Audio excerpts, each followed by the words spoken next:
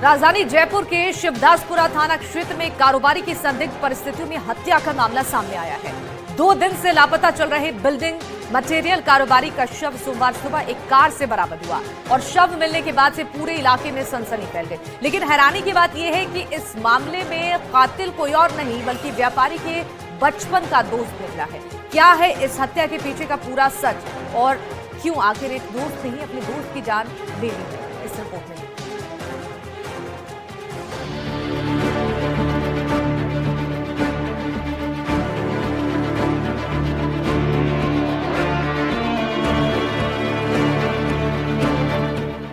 जयपुर में कारोबारी की हत्या, कार में मिला व्यापारी का शव, करोड़ों के लेन देन का विवाद आया सामने, दोस्त ने किया कारोबारी का मर्डर, दोस्त की दगाबाजी की खौफनाक कहानी, 1 करोड़ के लिए बचपन के दोस्त को मारा, हत्या के बाद लगाया भावुक स्टेटस। जयपुर के सांगानेर इलाके से दोस्ती के कत्ल का एक सनसनीखेज मामला सामने आया है, जहां एक चार्टर्ड अकाउंटेंट ने अपने ही दोस्त की जान ले ली और वजह ये थी कि उसने 1 करोड़ रुपए की उधारी ली थी और इस उधार से बचने के लिए उसने दोस्ती जैसे रिश्ते को दागदार कर दिया, अपने ही जिगरी दोस्त को मौत के घाट उतार दिया। पुलिस के मुताबिक मृतक की पहचान विधानी निवासी 40 साल के हरिशंकर शर्मा के रूप में हुई है, जो बिल्डिंग मटेरियल सप्लाई का कारोबार करते थे। वो 13 जून को घर से निकले थे लेकिन वापस नहीं लौटे।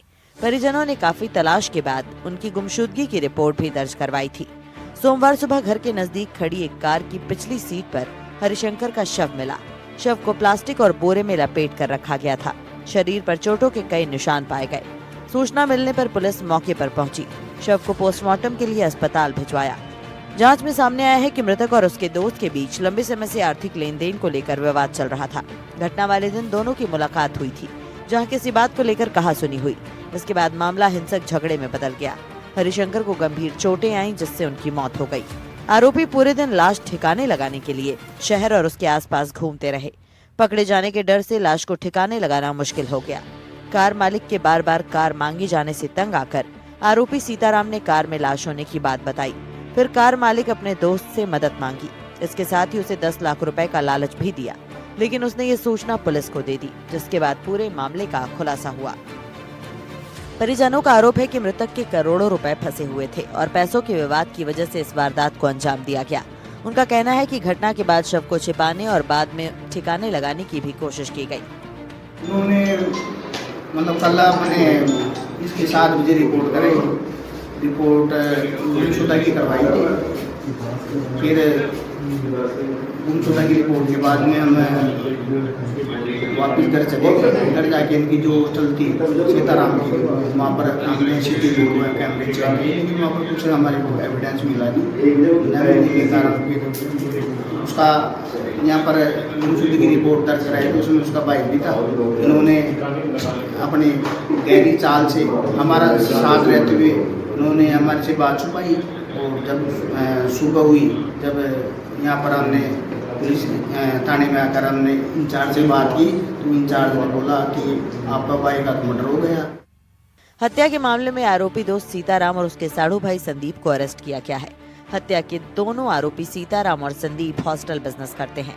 आरोपी सीताराम 3 हॉस्टल चलाता है, जबकि उसका साढ़ू भाई संदीप किराए पर देकर हॉस्टल चलवाता है। पुलिस पूछताछ में आरोपी ने बताया कि उसने एक लात मारी, जिससे दर्द से कराहते हुए बेहोशी की हालत में हरिशंकर नीचे गिरा तो नीचे गेट चौखट पट्टी से उसके सिर में गंभीर चोट लगी और इस वजह से मौके पर ही उसकी मौत हो गई।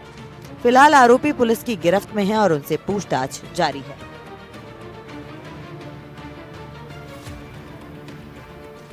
बिल्कुल, अभी जो प्रारंभिक तौर पर जो पूछताछ में आया है कि कल का दिन जो है वो लाश को लेकर घूम रहा था और उसको निस्तारण में उसका डिस्पोजल करने का प्रयास कर रहा था।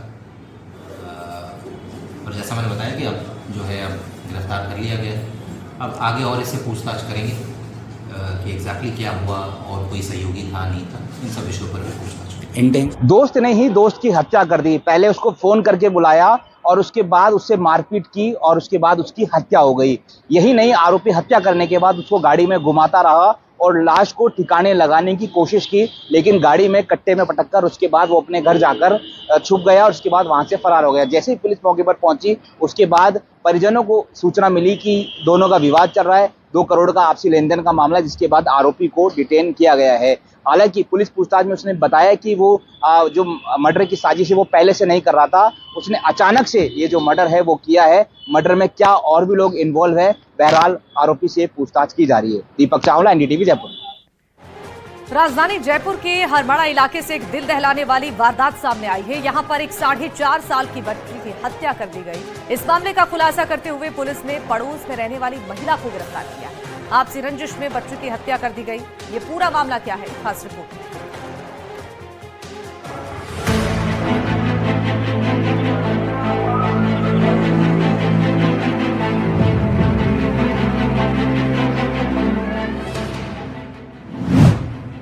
साढ़े 4 साल की बच्ची की निर्मम हत्या। पुलिस ने मामले में किया खुलासा। पड़ोसी महिला गुड़िया गिरफ्तार। बच्ची की मां और अपने पति पर था शक।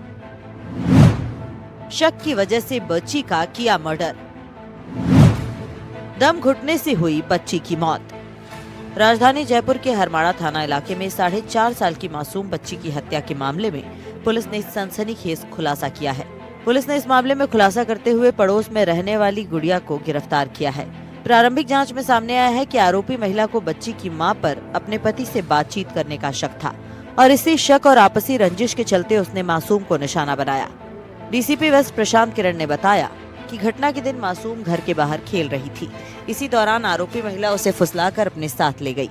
पूछताछ में सामने आया कि आरोपी महिला बच्ची की मां को रोता बिलखता देखना चाहती थी। इसी वजह से उसने इस खौफनाक वारदात को अंजाम दिया। हत्या के बाद आरोपी महिला ने सबूत छिपाने की कोशिश की। उसने बच्ची के कपड़े उतार दिए और शव को कंबल में लपेट दिया, जिसके बाद बच्ची के शव को बेड के अंदर छिपा दिया।